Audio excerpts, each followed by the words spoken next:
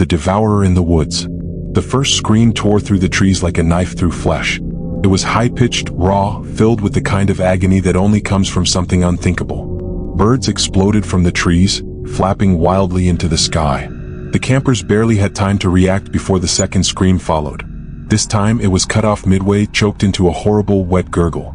Jason turned, his flashlight shaking. What the hell was that?" he whispered. There were 5 of them: Jason, Olivia, Mark, Sarah, and Brian. They had come to Black Hollow for a weekend of hiking and camping, ignoring the local warnings. Now they were realizing their mistake. A branch cracked, heavy, like something massive moving through the underbrush. Then they heard it. A deep, guttural breathing, not human, not animal. It was like the sound of something starving, something hunting. Then, boom. Something huge slammed through the trees, splintering wood like toothpicks. Mark screamed as something dark and impossibly fast slammed into him, sending him flying 20 feet. His body hit a tree with a sickening crunch. Then the thing stepped into the firelight. A nightmare made of muscle and hunger. It stood at least 10 feet tall, its flesh a writhing, pulsing mass of scarred tissue. Its head was wrong, a massive, tooth-filled maw that never closed, lined with endless jagged fangs. No eyes. Just a gaping hole where its face should have been. And then, it charged. Sarah had half a second to turn before clawed hands the size of bear traps clamped onto her shoulders. The monster ripped her in half before she could even scream, her blood splattering across the fire. Jason stumbled backward while rising in his throat. "Run!" Brian bellowed, grabbing Olivia's hand. But the thing didn't care who ran. It only cared about killing. It lunged forward again, grabbing Brian by the waist. He screamed as jagged teeth closed around his torso, and with a single horrifying crunch, he was gone. Jason and Olivia ran blindly into the woods, their hearts hammering. Behind them, the monster roared, a sound so deep and guttural it rattled their bones. They were being hunted, and it would never stop. Branches tore at their faces, the ground uneven beneath their feet. But the thing behind them wasn't slowed by the forest. It was tearing through trees, smashing through them like they were made of paper. Boom, boom, boom. The sound of its massive, thudding footsteps sent shockwaves through the ground. Jason risked a glance back, and immediately wished he hadn't. The thing was gaining on them. Its huge, clawed hands ripped through tree trunks as it moved, its jagged, gaping mouth dripping with blood. And worst of all, it wasn't even running. It was just moving forward, smashing through everything in its way, knowing they would never be fast enough. It didn't need to chase them. It only needed to keep coming. Olivia tripped. Jason skidded to a stop, grabbing her arm. "Come on, get up." But then, boom, boom, boom. Every step shook the earth. Every movement snapped trees in half. Jason's mind was screaming, "There's nowhere to run. There's nowhere to hide. It will never stop."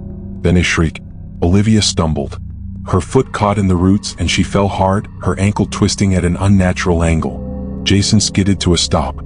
"Olivia, get up!" he screamed, grabbing her arm. But before she could move, the monster was there. The ground trembled as it landed just feet away. Jason barely had time to react before it reached down. A massive clawed hand wrapped around Olivia's leg. She screamed as it lifted her into the air, her body dangling helplessly. Jason lunged forward, but it was already too late. The monster's jagged, gaping mouth stretched open. And then, it bit down. Splat. Olivia exploded in a spray of blood, bone, and shredded flesh. Jason was drenched in her remains.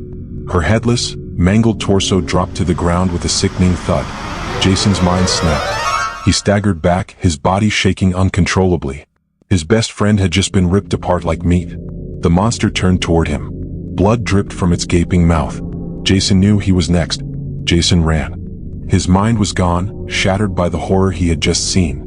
Olivia's blood was still dripping from his face. Behind him, the monster was moving again.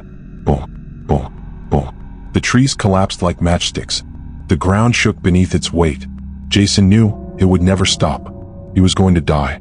But then, something even worse happened. The ground collapsed beneath him.